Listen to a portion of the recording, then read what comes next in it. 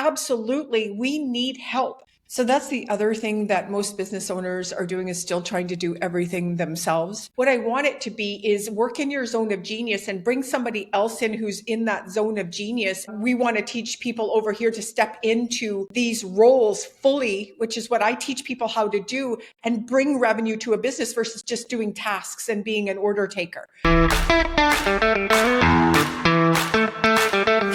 Hey everybody, welcome back to the Scale Smart, Grow Fast podcast.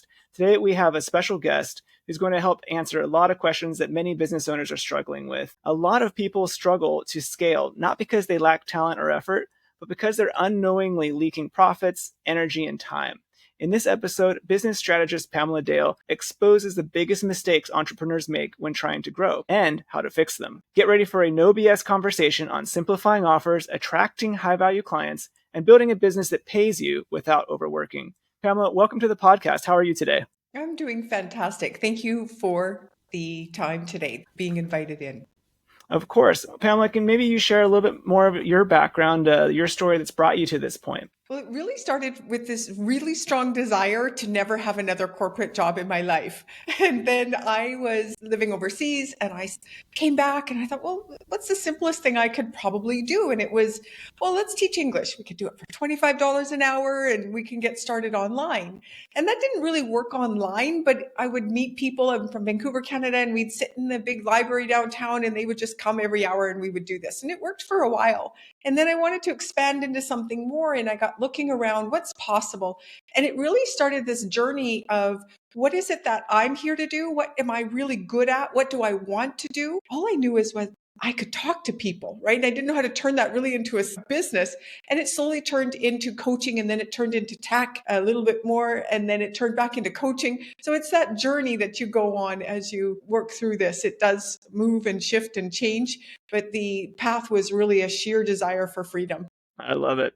And you're living that dream now, living internationally and living the life that you've set up. So it's awesome to see the real world results there.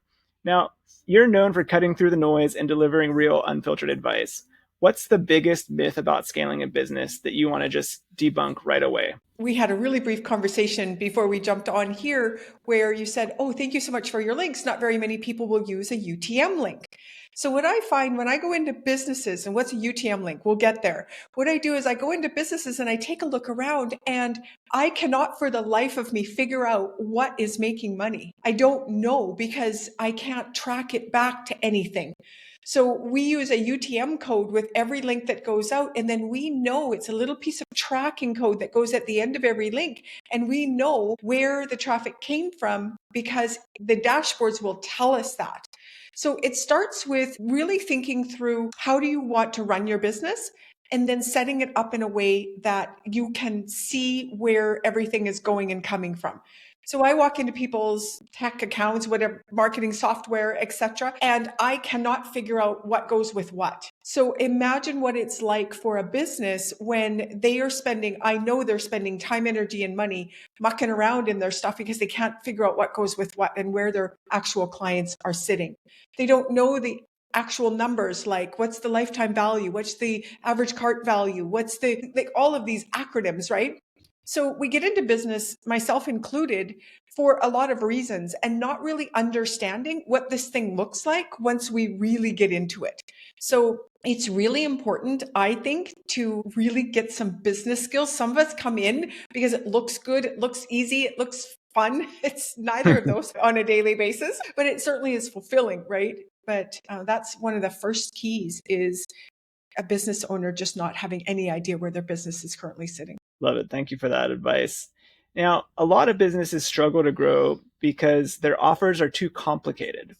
What's the key to simplifying offers without losing value, and how might delegation play into this? So a lot of people are putting the offers together based on what a coach or what the latest trend is or what the internet is saying is popular. They come across my desk all the time. Someone on one of my calls said, did you hear about this lady? She's doing this offer. And I'm like, whoa, does this work for you? We don't even know. So it's that squirrel syndrome that happens all the time for business owners. That's the first thing.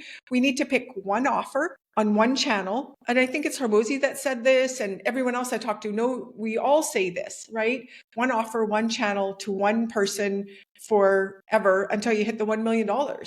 But we have a problem with that. We get thinking, that's the key, we get thinking that this isn't working or that it should be doing this or should be doing that. And the moment we step off of it, we never, ever, ever will get to where we want to go. So it's really important to know what that offer is. I ask my people all the time, who is your avatar? What do they want? What if they said, and they've never spoken to them? So it's like, go and do it. So I've got something called the Client Discovery Code, and it's a big sheet and it's full of questions. Go talk to 15 people, 20 people, and they're scared to death to do it. Or they say they don't have time, or they say they can't find people. And we know that that's not the truth. They're just afraid. If we would just go to the fear first, then it makes a lot more sense. And how do I know this is happening? Because I've done it myself, right? Is just go talk to people. Every time I've done that, it's been absolutely eye-opening and mind-blowing what they actually want. Because here's the thing. There's a different thing they want from you, Harley, than they would want from me, even if we sold the exact same thing to the exact same people. They would want something different. They'd word it different. They would ask for something. So I didn't know what that was. When it was in the past, I thought it was funnels. They wanted to know how to build funnels. Well, you know what they wanted? They wanted to know how to get clients. I was like, don't you know how to get clients? That's the easy part. Isn't that interesting? I'm so good at it, and it's become a zone of genius. I didn't see it anymore. So what happened when I stepped into the next coaching realm business that I'm in now? I went out and did the exact same thing, and I asked them, thought it was clients. Do you know what it was? Scaling. I wouldn't have been able to figure that out myself. So we are heading down the wrong road. So I'm going to say one more thing. Ryan Dice is one of my coaches. I was on a call with him. He's a digital marketer and Scalable, right? Those two companies. And I was on, and my biggest win that day was I chose the right shade of pink, right? Like, and he goes, you and I both know it's not about the pink. I go, I know. You just keep rowing when you're in a storm. And I'm like, okay, I'm rowing. And then my next question to him was, how do you know when to quit? And he says, when you run out of offers or you run out of money. And if you're talking to your clients, you will never run out of offers. You've got to keep offering. You've got to keep talking to your clients. And he told the story of Scalable, that it was the thing they're doing now is not what they wanted to do. It's what their clients told them they wanted. So that's how you do this, is constantly be in touch with your client. That was a long answer. Oh, that's powerful. And you hit the nail on the head there. One kind of follow-up to that would be, what advice or mindset tips might you share with people that are having those fears that may manifest as excuses that you gave examples of, like, I don't have time, or I'm too busy working on this? What advice would you give someone who's in that position? Well, you and I both know that we get done what we need to get done. And you and I both know you're in Vietnam, I'm in Mexico. I'm still safe, secure. I have water. I don't have a saber-toothed tiger coming through the door at me. So when someone sits in front of me and says they are afraid to talk to people, they're afraid to do this, they're afraid to do that, I just call it. Yeah. Because it's absolutely not a fear at all. You've blown it up in your mind. It's just going and talking to someone, which is all business is about. So this fear thing, I get it. But we have to take charge of our brain. We have to rule it. It's unruly 5-year-old at the grocery shopping line that wants a chocolate bar, and there's a parent and there's a child. There's a parent that knows dinner's coming and it's going to ruin your dinner, and there's a child that just can't see anything past the chocolate bar right now, right? So we have those two people in our own brains. We've got the 5-year-old and we've got the one that knows better. And you just have to stay so connected to what you really want. And then you just go and you do it. And you deal with the feelings that are going to come up from the fear, because that's what we're really afraid of, is what's the feeling that's going to come up. And the feeling passes very quickly. But I always thought I was going to cry, and I was never going to stop crying, and I was never going to be okay if I started to feel anything, right? But the whole game that you and I are in is feelings, but nobody's going to talk about that. You've got to sit with it. You've got to deal with it. Yes, I'm afraid. Okay. Let the future self, that's what I call her, kick in. Talk with her every day. When's the last time you talked to her? Because right now you're only listening to the 5-year-old. And we do that in life. But you and I are up to something just a little bit different than our friends, our family. They don't have to deal with these things. But you and I signed up for this, and we just have to know and take responsibility for that, because we can go back to the sofa and Netflix if we'd like to. But we chose a different path, and the different path is all about facing that. And I hate that face the feel and do it anyway, all of those phrases, but that's really what it is. But when rubber hits the road and you're sitting here sweating and feeling sick because you've got to reach out and talk to someone, that you got to put into perspective. because Love it. nobody's dying, right? So I don't have a lot of patience for it anymore. Maybe you can do that when you're 20. Maybe you can do that when you're 30. But when you start hitting 40 and 50, what time are you going to waste on that nonsense? You're already smart enough and know enough that doesn't work for you. So to hold someone to account to what they say they want is my job. And if you say you want a business, I'm going to say you're afraid to talk to someone. No, you're not. You talk to people all day long. Let's talk about what's really going on. That's perfect. Now, we talked a little bit about like the client avatar. You mentioned that earlier. Attracting the right avatar. In our business, we call it the ideal client avatar. That can be a game changer for businesses. What's the biggest mistake people make when trying to land their ideal client avatar or their avatar? And what advice would you have them to help focus on doing that relationship building that they need to do? First is they don't even pick one. Really, they don't even pick one. And when I say one, I mean, I've got men and women, but I tend to talk more to women, but more men than I would have thought show up. So it's the problem that I solve, but it's more in the way that I speak about it. So today, if you don't speak about a problem and have something to say that's going to attract someone, it can be men and women. They can be 30, they can be 58. There's a lot of advice around avatars. I think that if we took it and flipped it a little bit around, what is it that you're going to say? So for me as a business coach, there's a lot of business coaches out there. What do I talk about? I talk about let's reclaim what is rightfully yours. And that is your revenue, your time, your energy, your self out in the world as a woman. It has been given and taken, and it is time to reclaim it. It's our whole problem in business. That's why we're not where we want to go. Women undercharge, give stuff away for free that men don't do. So we talk like that. So is it a woman between 40 and 58 who is married and has children and has been in business for a year and makes over 60,000? Like, I know all of that too. That's a great place to start. But I talked to her and I said, what do you want? And do you know what they said? I'd like to just own my own home. So as a service-based business owner, why don't you own your own home?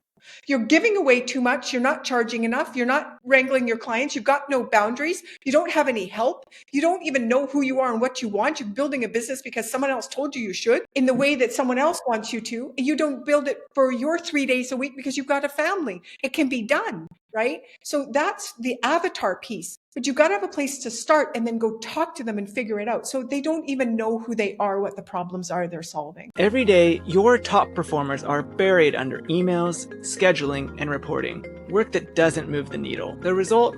Frustration, burnout, and worst of all, lost revenue. That's why we created the Executive's Guide to Scaling High Performers, a simple, battle-tested framework to eliminate busy work and unlock your team's full potential. Inside, you'll get the exact steps top executives use to retain A players, boost productivity, and free up their team for high-impact work. Stop losing revenue.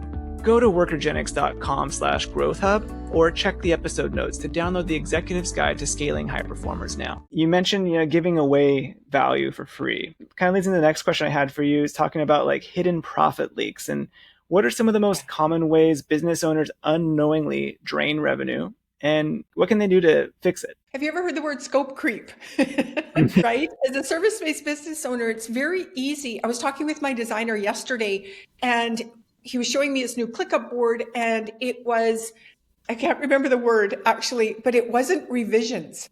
He said, that word gives me PTSD. I go, I know. Oh, tweaks. He used the word tweaks instead of revisions because the word revisions will send you into a spin because everybody wants 14 revisions.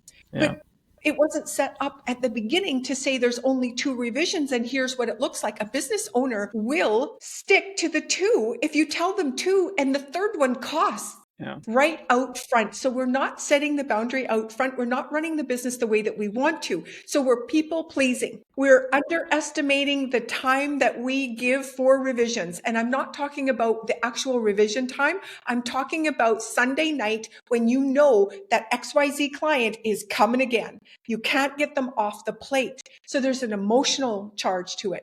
There's a monetary one, and then physically Two things cannot occupy the same space. You cannot bring another client in. So that's one of them. And then the other is they have absolutely wrapped the worth of their service into their self-worth. So they're not charging enough. So it's always the same. Next time I'm going to charge what I'm worth. Well, what if we just took that right off the plate? What if we said your self-worth, you're worthy 100% over here on the shelf, perfect, just because you were born? Would you be willing to entertain that and work on that and get it the hell out of your business? Right? If it's a big problem, let's work on it. But then what's the service worth? I spend 6 months of my life, maybe $1,500 a month, and built someone a multi-million-dollar funnel.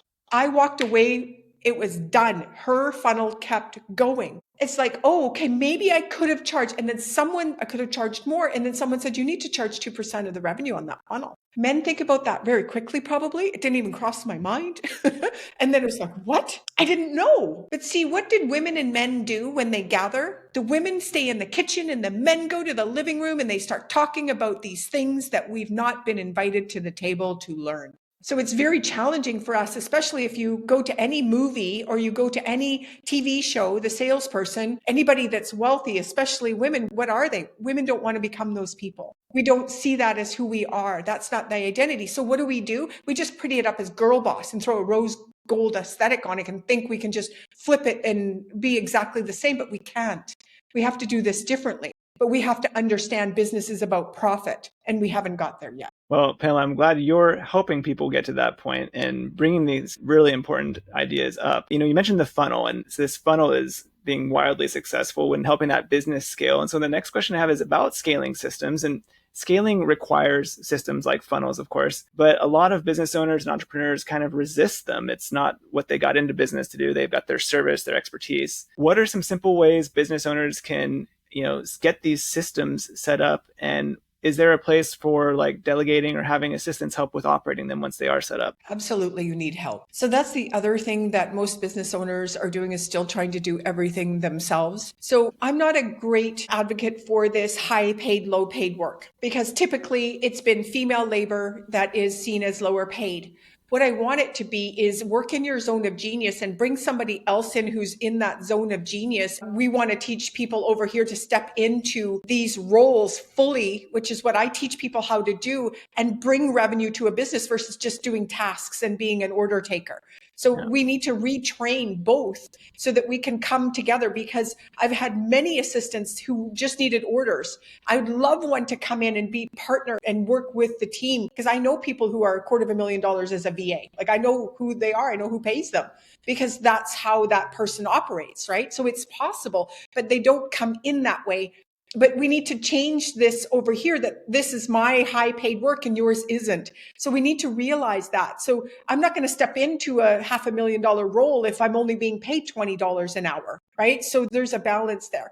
But absolutely, we need help. And a lot of us will not ask for help. Maybe we can't afford help. We have to partner with someone who knows something we don't know. Partnerships are very, very, very important. And if you are over here, find someone who needs this and they do tech. See if you can just get a little bit more revenue in so you can hire that next position out. But it's very important that you get help, and get help as fast as possible. And when you walk into a business, when I walk into a business, there are no systems in place. There's no SOPs or standard operating procedures. There's nothing set in place. How do you do what you do? It's going to take a business owner time. They're going to have to step back. I call it the slingshot. You've got to go back so you can go forward. And we love momentum. We want to be forward going all the time. And it's created a mess, and it will not scale until it's pulled back. And put procedures in place, figure out the one offer, get staff in to support it, and then step back out. But most businesses won't pull back. I imagine you hear this a lot. People will be hesitant to do the things you're recommending, saying, I don't have the time or the revenue for that yet. And usually the answer is they don't have the time or the revenue because they haven't done these things that they need to do yet. And if they take and make the investment of getting that person who's the expert that they need, getting those systems in place, it's going to be maybe you need to work on Saturday and Sundays for the next few months to get there. You didn't ride the COVID boom to success, meaning you know what works in tough markets. What key shifts do business owners need to make in today's economy? And how does leveraging the right people, like we talked about before, come into play? Whoa, AI has entered stage left, right? Like it came really for me out of nowhere, but not really out of nowhere. You know what I mean? Like it's just like, whoa, there it is. And I was like, gosh. So what's happening is they're like NVIDIA has $1,000 computer that can build a team of 10 into a multi-billion dollar business. It's going to happen. So what needs to happen in that business? Everybody needs to adopt the AI because everything is moving so fast. You cannot possibly learn everything you need to learn and stay on top of everything and do everything in a business today. So you have got to get help. It's absolutely imperative. Solopreneurship, things like that anymore, you're just going to drown out there. Unless you only want to make 100,000, that's fine. It's possible, right? But if you really want to grow a company, you've got to make sure that you know your client really well and you know what it is that they want solved. That's the whole answer. And then you can pair everything else to help you forward. But if you feed AI more AI, it's just turned into slop. And that isn't working. I don't want to see a profile picture of an avatar of you. I want to see you today, right? So there's going to be some real challenges for businesses that are not using AI to the extent it needs to be used. But the other piece of it is automations. We need to take as much off the plate as possible and automate as much as possible. And we need good software to do that. You need a system in the back that's not 10 pieces of software. You need one or two so that the data is all in one place. Because if the data is scattered across Calendly and ActiveCampaign and ClickFunnels and you don't know the average cart value of your client. You don't know the last time they opened an email when you're over here trying to determine what is it that you want to send to your list. Like it's ridiculous. So a business will not survive. So you need help, you need data, and you need to talk to your client. It's always going to be those three things, no matter what. And you need good help. Absolutely. Now, you often challenge the status quo when it comes to business growth. What's one popular piece of advice that you think is completely outdated and flat out wrong, especially when it comes to scaling? The myth of ease, I call it. Oh, you know what? You just build a business to $1 million and here's my 3-step plan. And I'm sitting on my sofa having lunch. What the hell? No way. So we went from hustle and then we went way over here to ease. What if you just did what you needed to do? And sometimes there's hustle times and sometimes there's not. And in my experience, it's more like, holy crap, it's a 12-hour day again today, right? It's just the way that it is out here right now to stay on top of. So I think if you think that business is going to be easy, you're in the wrong room. Now, as we are wrapping up here, what's one final bit of advice that you would share with a business owner who's feeling overwhelmed and they're struggling to scale right now? What's the first thing they should do? So the word overwhelmed is what I call just absolutely useless word. It doesn't help us, right? So if you use that word, it's indulgent. It's like, oh, I'm just overwhelmed and, poor me. That doesn't give you any help whatsoever. So we want to dig what's underneath the overwhelm. Well, 90% of the time it's fear. What are you really afraid of? So a lot of times I say I'm overwhelmed because I know that if I make the actual decision to move in the direction I want to, that might not bloody work. Oh, so I'm just going to sit in overwhelm, or my favorite is confusion. And then I don't actually have to do anything. Then I don't actually have to deal with the thing that's out there that I'm afraid of. And it's just failure.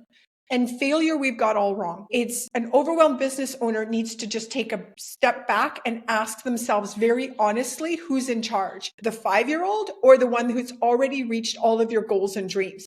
Because the future self knows the path. So talk to her. Talk to him and see what is going on. Oh, you're really afraid of that. And don't tell anyone else if you don't want to at the moment, because you're supposed to look like all that, right? But just go, yeah, I'm afraid. Okay, good. Just get the word overwhelm out of the way. Love it. Pamela, thank you so much. If people are wanting to learn more and get that help they need from you, what's the best way for them to get in touch with you and learn more? So theclientcoach.com is my site. And from there, you can see just about everything about me. So that's a really great place. This year, we're running a series called the Reclamation Code, and it is a free workshop series to reclaim the money, the time, the energy, yourself, etc. We're going to go through 8-10 workshops this year to give people an insight into who I am and how I work And then from there, we can decide whether or not we want to work together. But it's a really great place to start. So we've got to do some reclamation. We've got to reclaim some stuff that's ours. Absolutely. And we're going to make sure we have all the links in the show notes and episode pages where we publish this. And they're going to have the UTM trackers, guys, because Pamela's got her technology all set up and she can help you do the same. So for those of you listening, if you got value from this episode, do one quick thing. Hit like and subscribe so you don't miss future strategies to help you scale smarter. And do you know another business owner or colleague who could use this information? Share this episode with them. It could be exactly what they need right now. And if you're listening on podcast services, leave us a quick rating. It could help us reach more leaders just like you. And thanks for tuning in. We'll see you in the next one.